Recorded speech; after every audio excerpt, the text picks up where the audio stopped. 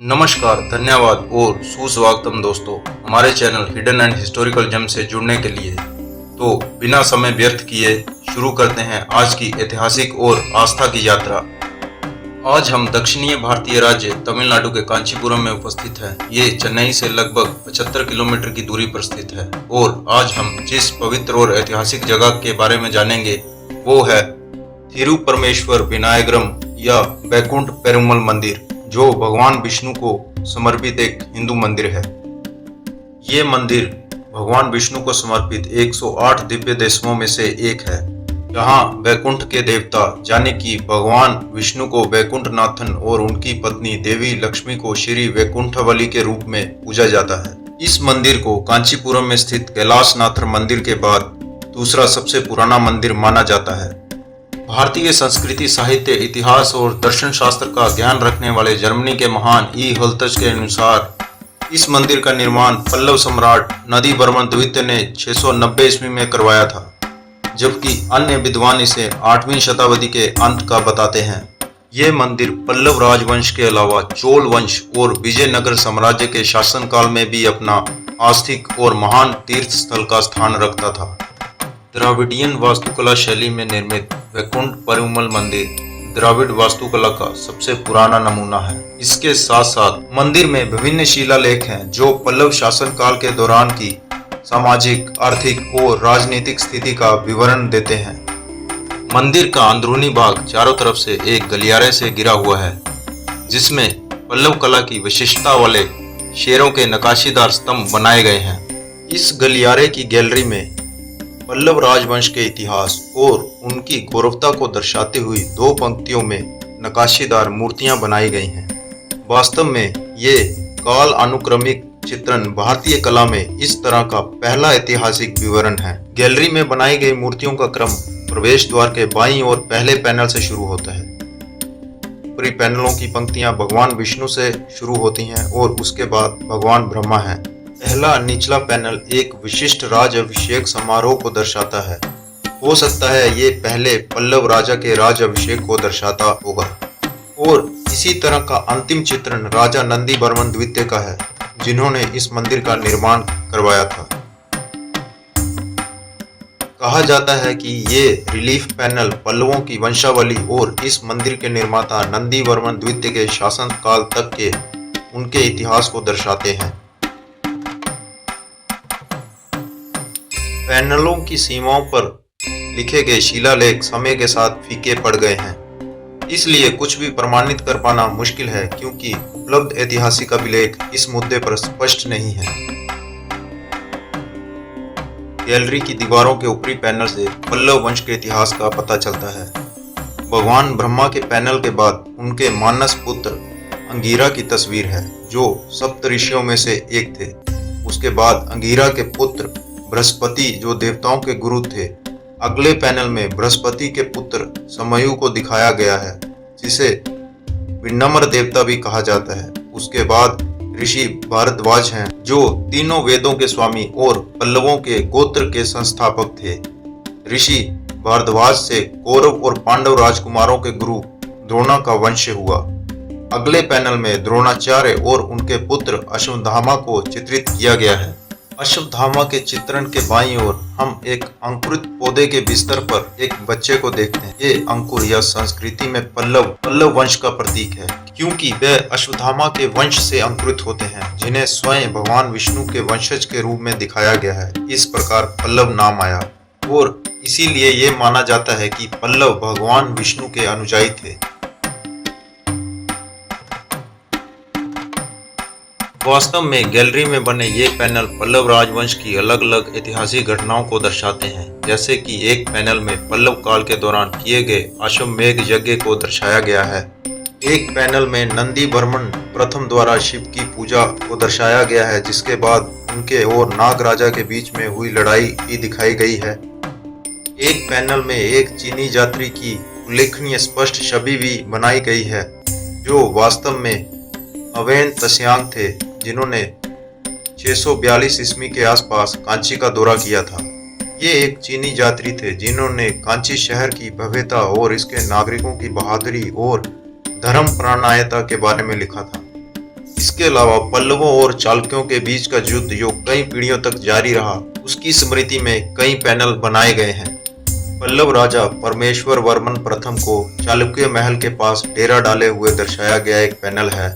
इसके अलावा हमें खाली सिंहासन को दर्शाते हुए कुछ खाली पैनल भी दिखाई देते हैं, जो ये दर्शाते हैं कि परमेश्वर वर्मन द्वितीय, जिन्होंने केवल 3 साल तक शासन किया, उनकी 731 ईस्वी में बिना किसी उत्तराधिकारी के मृत्यु हो गई, जिसके परिणाम स्वरूप पल्लव साम्राज्य में कोई राजा नहीं रहा।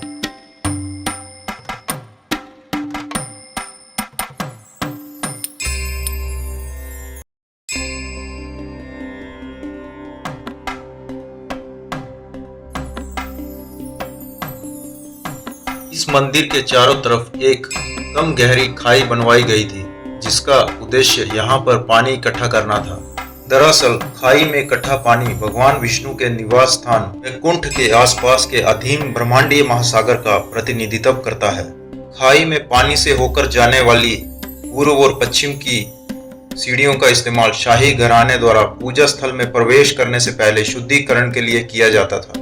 वर्तमान में इस खाई में पानी नहीं है और इन दिनों भक्त इस खाई वाले क्षेत्र का उपयोग मंदिर के चारों ओर घूमने और इसकी बाहरी दीवारों पर नक्काशी की प्रशंसा करने के लिए करते हैं। गर्भगृह के सामने 2 ऊंचे स्तंभ हैं, जिन्होंने ऊपरी पैमाने का वजन उठाया हुआ है और इन स्तंभों पर पल्लव शेर की और रामायण के दृश्यों की नक्काशी की गई है।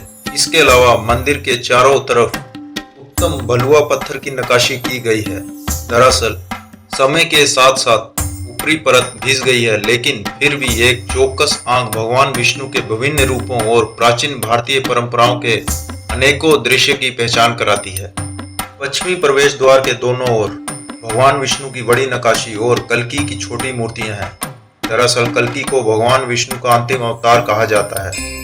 दाईं ओर के पश्चिमी कोने में भगवान ब्रह्मा हैं और बाईं ओर के मुख पर सूर्य हैं, जो आकाश में उड़ रहे हैं और उनके भक्त उनकी उपस्थिति में धन्य महसूस करते हैं। जैसे ही हम मंदिर के चारों ओर दक्षिणावृत्त परिक्रमा करते हैं, तो भगवान विष्णु के विभिन्न स्वरूपों से संबंधित कई दिलचस्प चित्रण देखे जा सकते हैं। ऐसी ही एक मूर्ति में भगवान विष्णु के घोड़े के सिर वाले रूप हयग्रीव को दिखाया गया है।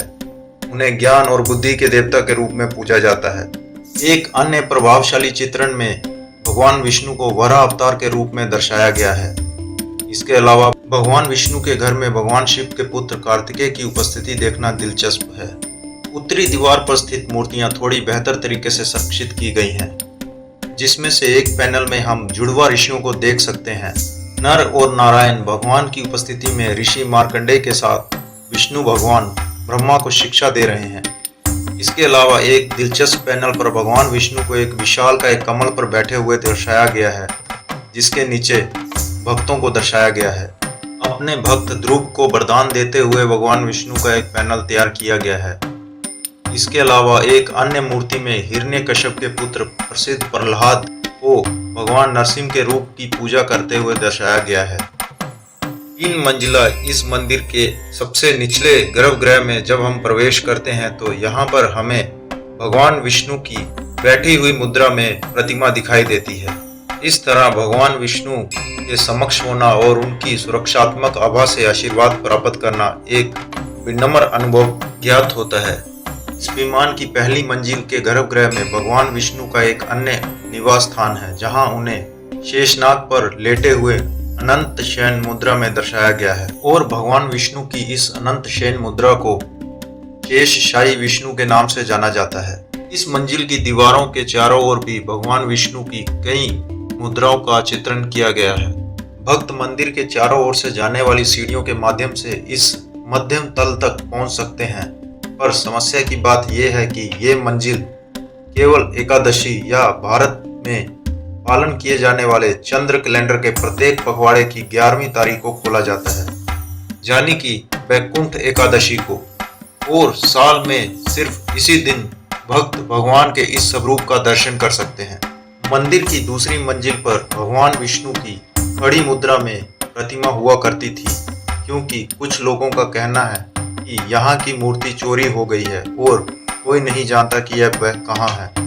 ऐसा भी कहा जाता है कि इस मंजिल पर स्थित भगवान विष्णु कृष्ण अवतार में विराजमान थे।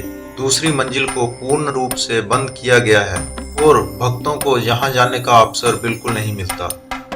अब ऐसा सुरक्षा कारणों की वजह से है या फिर ये माना जाए कि यहाँ पर अब कोई देव प्रतिमा मौजूद नहीं है। मंदिर की इन तीनों मंजिलों की वास्तुकला ऐसी है कि आप प्रत्येक स्तर पर परिक्रमा कर सकते हैं और मंदिर परिसर में कहीं से भी आपको सीढ़ियां दिखाई नहीं देती हैं। मंदिर में भगवान की 3 मंजिलों में 3 अलग अलग मुद्राओं में प्रतिमाएं बनाई गई हैं। मुझे यकीन नहीं है कि इस क्रम का कोई महत्व है या नहीं, लेकिन मुझे ये वास्तुकला काफी अनोखी लगी। मंदिर की खूबसूरती और आश्चर्यचकित वास्तुकला का भ्रमण करने के बाद मन में जो एक सवाल आता है वो ये है कि जब कांचीपुरम में संपूर्ण रूप से विष्णु कांची भगवान विष्णु को समर्पित है, तो फिर शिव कांची में ये सुंदर विष्णु भगवान का मंदिर क्यों बनवाया गया? तो इसके संदर्भ में जो ऐतिहासिक मान्यता सामने आती है वो ये है कि जिस क्षेत्र में ये मंदिर स्थित है उसे विदर्भ देश कहा जाता था और विरोचा नाम के राजा द्वारा शासित किया जाता था। पिछले जन्म में अपने कुकर्मों के कारण राजा विरोचा का कोई वारिस नहीं था, इसलिए उन्होंने कैलाशनाथ मंदिर में प्रार्थना की और मंदिर के पीठासन देवता शिव ने वरदान दिया कि विष्णु के द्वारपाल उनके पुत्र के रूप में जन्म लेंगे। राजकुमार विष्णु के प्रति समर्पित थे और अपने राज्य के लोगों के कल्याण के लिए यज्ञ किया करते थे। भगवान विष्णु उनकी पूजा से प्रसन्न हुए और राजकुमारों को वैकुंठ नाथ के रूप में दर्शन दिए। इसके अलावा एक और ऐतिहासिक किंवदंती के अनुसार ऋषि भारद्वाज इस स्थान पर तपस्या कर रहे थे और एक दिव्य अप्सरा ने उन्हें आकर्षित किया। ऋषि ने उनसे विवाह किया और उन दोनों को एक पुत्र की प्राप्ति हुई। इसके उपरांत ऋषि अपनी तपस्या में लौट गए और जबकि अप्सरा अपने निवास स्थान पर लौट गई। शिव और विष्णु ने बच्चे को अपने संरक्षण में ले लिया। उसी समय एक पल्लव राजा ने बच्चे के जन्म के लिए भगवान विष्णु की पूजा की थी, तो विष्णु ने बच्चे को राजा को दे दिया और उसका नाम परमेश्वरा रखा गया, जो आगे चलकर पल्लव राजा बना। माना जाता है कि इस स्थान का नाम भी राजा के नाम पर ही रखा गया था। और पल्लव सभ्यता में नागों की भारी उपस्थिति रही है, इसलिए ये कोई आश्चर्य की बात नहीं है कि इस मंदिर में एक कोने में पीपल के पेड़ के नीचे नाग पूजा के लिए भी स्थान बनाया गया है। मंदिर के विमाने का शिखर भी बड़ी खूबसूरती से नकाशा गया है, जिसके चारों तरफ भगवान विष्णु की सवारी गरुड़ की मूर्तियां देखने को मिलती हैं। इसके अलावा जैसे जैसे हम इस मंदिर की बाहरी परिक्रमा करते हैं, हमें दैव्य और मानव क्रियाशील कई आकृतियां मिलती हैं जो बहुत सारी कहानियां बयां करती हैं। इस मंदिर को विरासत स्मारक घोषित किया गया है और भारतीय पुरातत्व सर्वेक्षण विभाग द्वारा इसको संरक्षित किया जा रहा है। ये एक सघन मंदिर है जो परमाणु की तरह है और जिसमें तीव्र ऊर्जा समाहित है। मैंने भारतीय कला और वास्तुकला के कई चमत्कार देखे हैं, जिसमें से ये मंदिर एक है। धन्यवाद और किसी भी गलती के लिए क्षमा प्रार्थी। फिर मिलेंगे नए ऐतिहासिक और धार्मिक वीडियो के साथ। ये मंदिर सुबह 7:30 बजे से दोपहर 12 बजे तक और शाम 4:30 बजे से 7:30 बजे तक खुला रहता है।